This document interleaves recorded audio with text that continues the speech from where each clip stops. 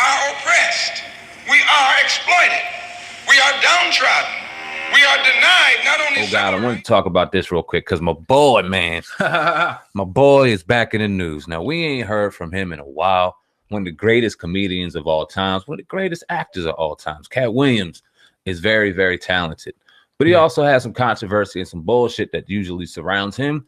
And this is something else. Now, what do you think about this? Now, Katt Williams' lawyer is asking to be allowed to drop his client because he says the comedian is too difficult to work with. Now, according to court documents obtained by the blast, Matthew Gurvitz of the law firm Venable LLP is requesting to withdraw as the comedian's lawyer in a lawsuit filed by the comedian's former assistant. He says the reason for filing the motive involves a general lack of communication.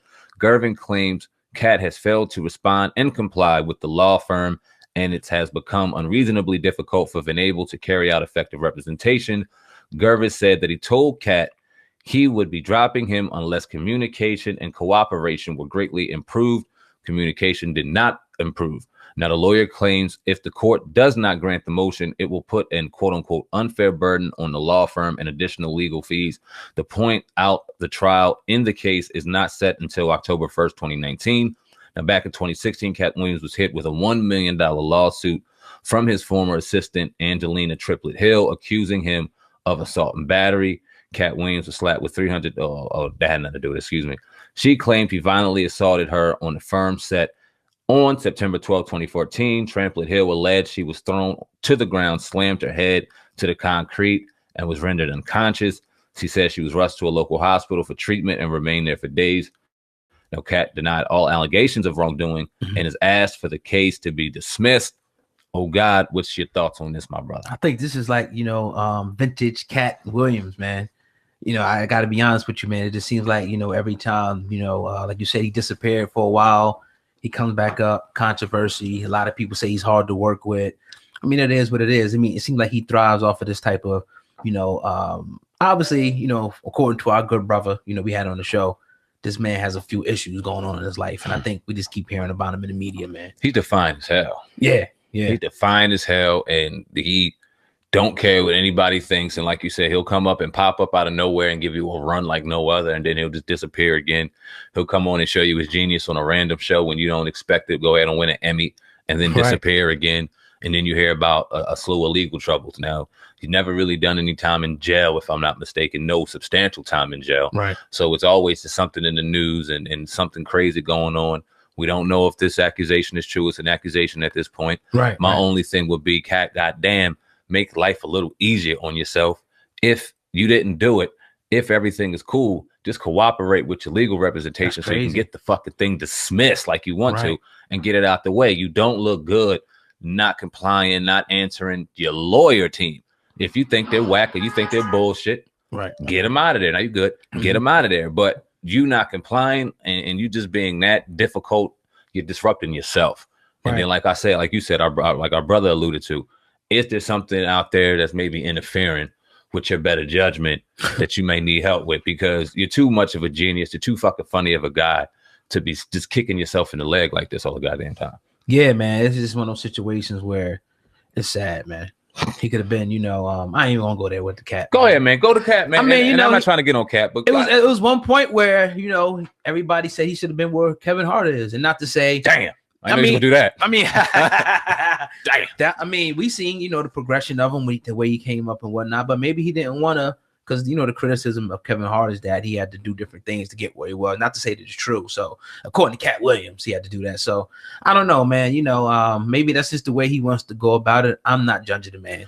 Does he disappoint you in a way? And you don't have to go too crazy on this, but I remember, I think we was about to go out a year, maybe 2 years ago. Me and you about to step out real quick. Rare. Right. We was about to get up and go chill. And Katt Williams was on the TV. And motherfucker had us dying. Cracking the fuck up. Katt Williams is one of them dudes where there's not a lot of comedians out now that can just make you crack up the way Katt Williams can. Mm-hmm. Does it disappoint you where he's at right now, given the fact that he's so great at what he does and where he could be and where he's at? Is it a little disappointing? A little bit, because sometimes, man, I understand that sometimes people come to cold spells in their life or they may be uninspired, so they'll take time and fall back to make sure that they don't, put out crappy product. But It definitely does, man. Because I would like to see him, doing more, with his talent, because he is one of the top ones. Even when he's off his game, he's still one of the top ones right now. So it's just like, get your shit together and start, doing what we know you can do. Live to your full potential. Because as we see with people, you never know when your time is to check out, when the good Lord or whatever you believe in is going to, call your number to go home. So that's all I can say. Not to, judge too crazy like that. That's just my opinion on the matter. No, man, I couldn't agree more. Transition a little bit before we get up out of here, because the show's not that busy this evening. Got some things going on, but Kevin Hart, my bad. Yeah. Did you see his new Netflix special? He got the Irresponsible tour coming through, signed that multi-million-dollar deal that we heard about months ago when he was beefing with Katt Williams. Right. That came out on Netflix. Did you check that out yet? No, I didn't. Will you? Probably not.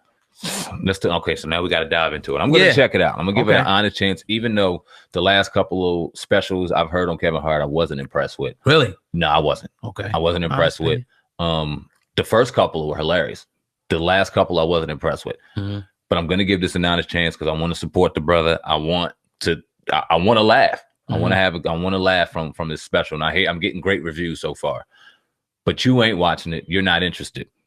Kevin Hart doesn't make you laugh. You've been on record to say Kevin Hart's not funny, even though you support the man. You just don't, follow his craft too well. Why? It just like some comedians, like I'll be sitting in a room with five people will be going and laughing. That could be Kevin Hart. For me, is the comedian doesn't really move me like that. He's not funny to me. He may be funny to other people, but he's not funny to me. I think there's a lot of other people, that like Katt Williams, I crack up with him. I rock with Mike Epps. I think TK, is one of the top ones, what I'm saying, when he gets into his bag like that, when we seen him. So people like that, he just doesn't do it for me, man. I think he kind of, I don't want to even say Hollywood, but he kind of moved to a different space right now where it might be just a little watered down. You got comedians and you got people that are funny as hell. And some people can go and in a situation like this when we chilling, or we might be just, doing our man thing or whatever, cracking you the fuck up, making you laugh. But when they're in a position where they're supposed to make you laugh, where you paid for them to make you laugh, where they're forced to make you laugh, so to speak, they don't deliver. Right. Does it go to should a comedian be ranked on the fact that they can both do it on stage and off stage? Because when you think about the greats, the motherfuckers was cracking you up off stage, on stage, wherever. They were just genuinely funny people. And Kevin Hart, I've seen him off stage. I've seen him jabbing. He's funny as hell. So about on stage though, that's what matters though. I think, if you're a comedian, that's where it happens. Like, okay, the movie, like, are you making a correlation between them? Because all of them don't do movies. No. So just, what do you mean about off stage and on stage? I mean, okay, so like just around the people, just prime example. You watch a YouTube video of Kevin Hart roasting Meek Mill back in the day, and you can crack the fuck up at something like that. But you gonna watch his comedy special and his crickets in your house. It's watered down at that point. It's watered down. And when you sitting around, you can be yourself. You're free. You talking, you probably drinking, smoking, whatever. Even if you're not doing that, you're around people you're comfortable with. Now, when you got to put yourself and you look at your audience, and it may be different than those people. You feel like, okay, I got to do this and this and this. So you may just instead of letting it flow naturally, you begin to move things out, move things here. You don't want to offend people here. You don't want to offend people here. And that, for some comedians, I think kills their career, because it's like, yo, just be you and throw it all out and see what the fuck sticks. That's what you do. Right. You know what I mean? You take all the shots, and eventually they'll continue to go in. But when you start pulling back and not being gun shy, we know how that turns out. So I think that may be the case with him. You don't want to offend this person, that person. You don't want to lose money here, endorsements here. So he waters it down to the point where it's not even funny. Great point. He allowed the business to interfere with his authenticity in his comedy. Yeah. And that's fine. If you got a certain demographic that are still going to ride and you're still hitting your numbers, do your thing. Yeah. I'm not mad at you. But you're going to get criticism like this, even though we got nothing but a fucking hell of a amount of respect for you, everything you got going on, everything that you preach. Right. I'm cool with you, Kevin Hart. I ain't got no problem with you. Just ain't all that funny, my G, to me. He was that funny to me, and I'm going to give him another chance, but I'm going to give an honest opinion tomorrow or whenever I listen to it. If the shit wasn't funny, the shit wasn't funny. How was the movie with him and Tiffany Haddish? Was that funny? Was Kevin funny in the movie? Yeah, Kevin, he had his funny spots, but then he had his spots where you like, okay, you Hollywood right now. Whew, it was genuine, and you could tell both sides. Kevin, but you know what? What I will say, I enjoy watching Kevin Hart's movies to a certain degree. He gets a lot of criticism and shit like that, but Jumanji, for what it's worth. My son loves it.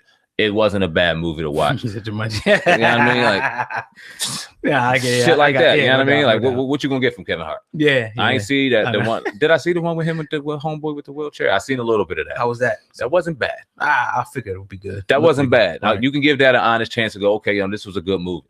I'm not mad at Kevin for doing this thing, man. But it's I wish, and I think that's a kind of a crime to where the day and age that we live in, to where he can't go in all the way now. And he is worried about the money. He is worried about public perception because he does live his life on social media. So them comments do get in his fucking face, and that shit does bother people. Yeah. So he watches what he says right now. He can't go on stage and maybe let it rip like he used to back in 2010, 2011, when that motherfucker was cracking me up. Right. Wilding. Yeah. So, again, man, we continue to support Kev. Obviously, he probably looking at like, yeah, right. But, we do love what you do, but it's just right now, it's not really moving us. Sorry. It's cool. Yeah, but yeah, man, tune into the Uncensored Truth podcast with your brother, Oh God, and Sandman, another episode. And we got another one over there, don't we? Nah, that's it, man. Oh, that's it. All right, another episode. We are oppressed. We are exploited. We are downtrodden. We are denied not only civil rights, but even human rights. So the only way we're going to get some of this oppression and exploitation away from us or aside from us is come together against the common enemy.